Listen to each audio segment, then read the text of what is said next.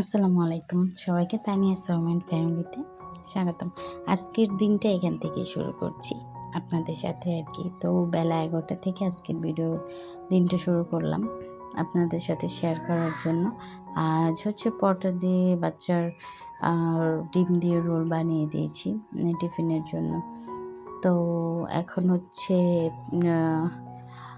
ও ready হচ্ছে।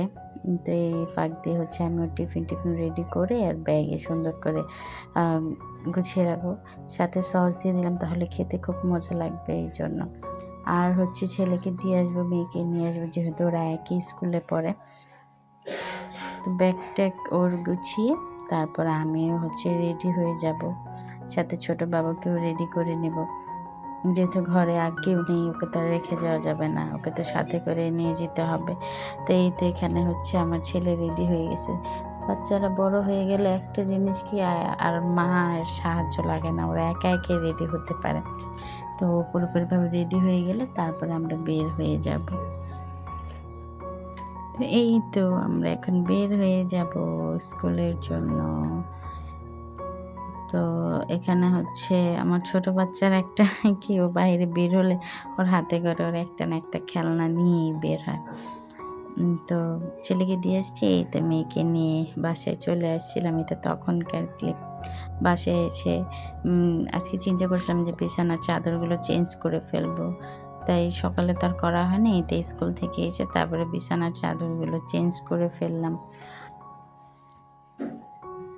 এই তো এখন হচ্ছে আমি একটা আপনাদের জাদু দেখাবো, দেখবেন জাদু। এই যে জাদু, টেনটেনা, দেখছেন কিভাবে হয়ে গেল। একা একা চাদর চেঞ্জ হয়ে গেছে, বালিশ চলে এসেছে। তো হচ্ছে দুনো ঘরের বিছানার চাদর চেঞ্জ করে রান্না বান্নার কাছে চলে যাব। আজ হচ্ছে রান্না করব আইর মাছ ভুনা টমেটো দিয়ে, সাথে হচ্ছে পাতলা ডাল আর হচ্ছে বাঁধাকপি ভাজি। তো ওইসব ভিডিও আর করিনি, ডাল বা বাঁধাকপি, শুধু আইর মাছ ভুনাটাই আর কি তো ভিডিও নিছিলাম। তো আমি প্রথমে পেঁয়াজগুলো হচ্ছে এইভাবে দিয়ে নরম করে নিই, না হলে সহজে তো পেঁয়াজ গলতে চায় না। পরে হচ্ছে তেল দিই, অতক্ষণে পেঁয়াজটা নরম হয়ে যায়, তো গলেও যায়, কোনো সমস্যা হয় না আর কি। তো আমি হচ্ছে আইন মাছ তো কষিয়ে রান্না করব, ভেজে নিইনি, মাঝে মধ্যে হচ্ছে একটু ভেজে নিই, না হয়তো বা এরকম করে আমরা কষিয়ে রান্না করি। তো একটু পানি দিয়ে একটু কষিয়ে নেব। আর কষিয়ে নেওয়ার সময় না ঢেকে দেব না, যখন হচ্ছে ঝোল দিয়ে দেব তখন হচ্ছে ঢেকে দেব, কারণ কষানোর সময় যদি মাছ ঢেকে দেয় তাহলে মাছ হচ্ছে ভেঙে যায়, ওঠানো যায় না। আর এই জন্য আর কি ভালো করে কষাবো, কষাতে একটু সময় লাগে যেহেতু কাঁচা মাছ এই জন্য আর কি। তারপরে হচ্ছে পানি দিয়ে দেবো, আবার পানি দিয়ে সাথে টমেটো দিয়ে তারপরে হচ্ছে ঢেকে দেব, তাহলে টমেটোগুলো হচ্ছে নরম হয়ে যাবে।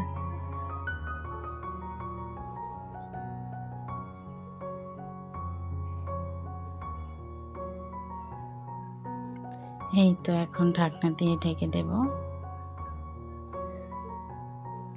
তারপরে এই তো হয়ে গেলে তরকারিটা একটু জিরা গুঁড়ি দিয়ে দেব, আর হচ্ছে ধনে পাতা ছিটিয়ে দেব। তো জিরা গুঁড়িও দিয়ে দিলাম।